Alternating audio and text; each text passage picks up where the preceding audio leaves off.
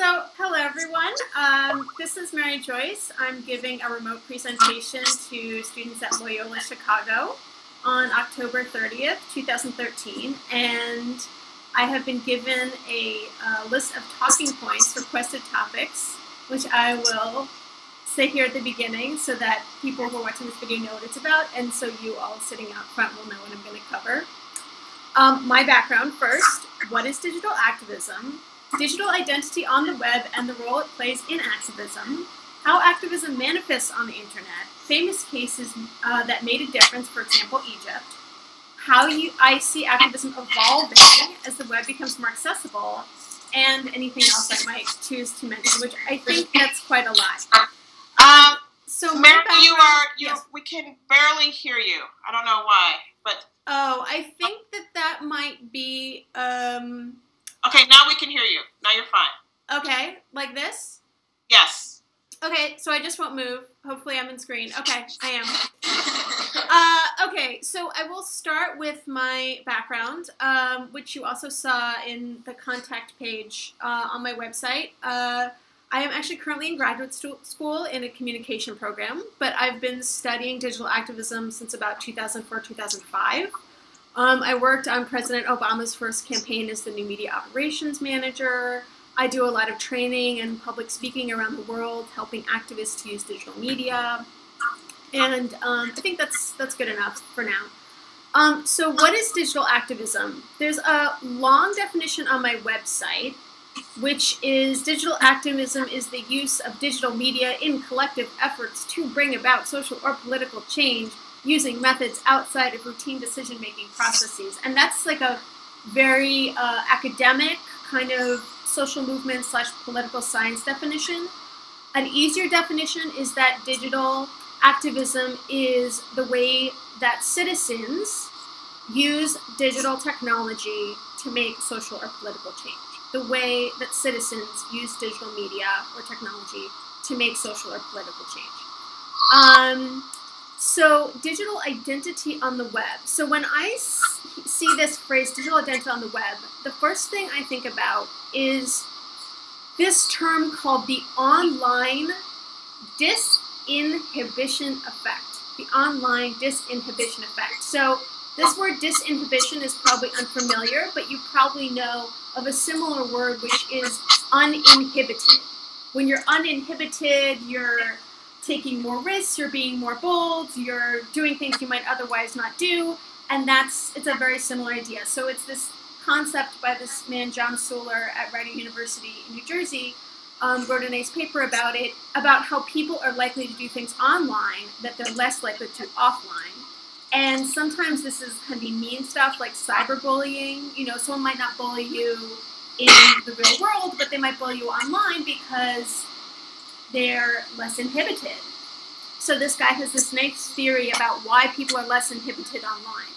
And the first thing is that people, and this also applies to activism, because people might not take political action offline, but they might do it online. So he says, first of all, people are less inhibited online because of anonymity. You know, that I can say and do something, but no one knows who I am. So I might not have any repercussions. Also, I'm kind of invisible. You know, you might see like a screen name or a username, but you don't see my face, connected to anonymity. Also, that it's asynchronous, meaning things are happening at different times. So, for example, I might not have the time to go to a protest rally, but I might have the time while I'm surfing the net to sign an e-petition or to like a Facebook page related to activism. And that takes less time, but also I can do it on my time. I don't have to wait for an offline event to occur. I can take that action, show that I care about a cause whenever I happen to have time online. And he has some other things that I think get into, they're a little more about psychology and might not be as reliable or relevant to activism. But I think those are three ideas, this kind of anonymity, invisibility, and the issue of time, and convenience that can explain why we might act differently online, or we might be less inhibited online to do activism. So the next topic, how digital activism manifests on the internet. So there's basically three ways that the internet can be useful to activists that I like to talk about. So the first one is mass self-communication. And this is not a concept that I came up with. This is a concept by this man named Manuel Castells, very big sociologist in looking at digital society and culture. And mass self-communication, it kind of describes itself. It's, before a television could mass communicate with people, a television station, a newspaper could mass communicate with people, but now you have a Twitter account, you have a website, you have a blog, each individual person can mass communicate. And that's really different, and that could be something that you could use to, say, share information about a cause or an injustice, and now individuals have that ability as well as big corporations, organizations, and governments. The second... Take notes, everyone. Okay, well, also this is being recorded, so you can go back and watch it online. But yes, please do take notes. The second thing is coordination, right? That we can plan together. We can share ideas together. We can create things online together, either planning things that we're going to do online or planning things online that we later do offline. And this is also communication, but it's interactive communication. And so that's another thing. And then the third thing is evasion, which is connected to this anonymity, and that's saying that particularly in repressive societies, people can use the internet to be more anonymous and can thus take political action online that would be dangerous for them to take offline.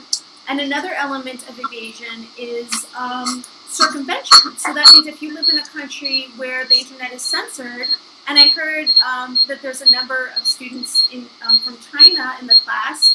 China is a... One second, you were... Mary, the video was beeping. The video was beeping. Okay, it stopped. Yeah, that was on my side. Okay. So that's a country that has a very pervasive censorship system, but many people in China use different technologies on the internet to help them see content that they might not otherwise see. So yeah, mass self-communication, coordination, and evasion are ways that that activism can manifest on the internet, and that ways that the internet can help activists.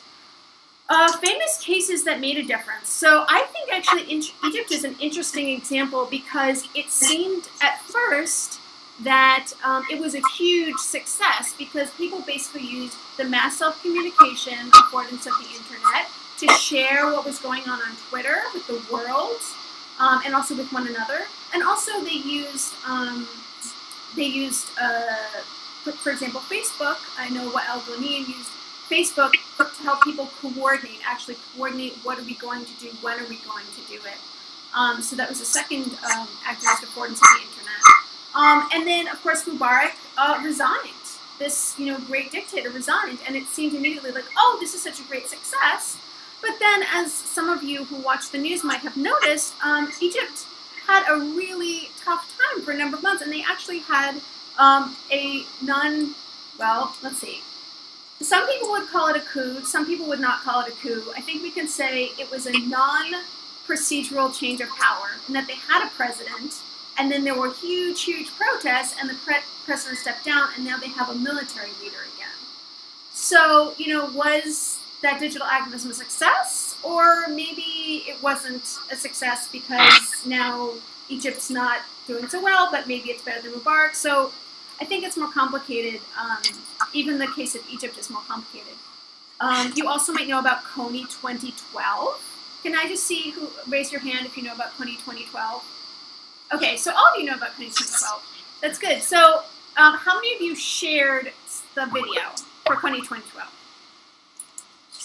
Okay, so a few of you. Okay, so that was really successful in that a lot more people know about Joseph Kony now than they did before. That's good. At the same time, Joseph Kony is still at large, so that's not good. So, they achieved this increased awareness. I think even our own Congress made some kind of resolution about it, but in the end, he still has not been captured. This warlord has not been captured. So, success, it's actually kind of challenging. And the last thing that I will talk about before we go to questions is how the activism is evolving as the web becomes more accessible. And that is more people are going to be able to use digital activist technologies. So basically, the web is mostly advancing through the use of internet-capable mobile phones that are becoming available to more and more people who might not have enough money to ever own a computer, and now they don't have to.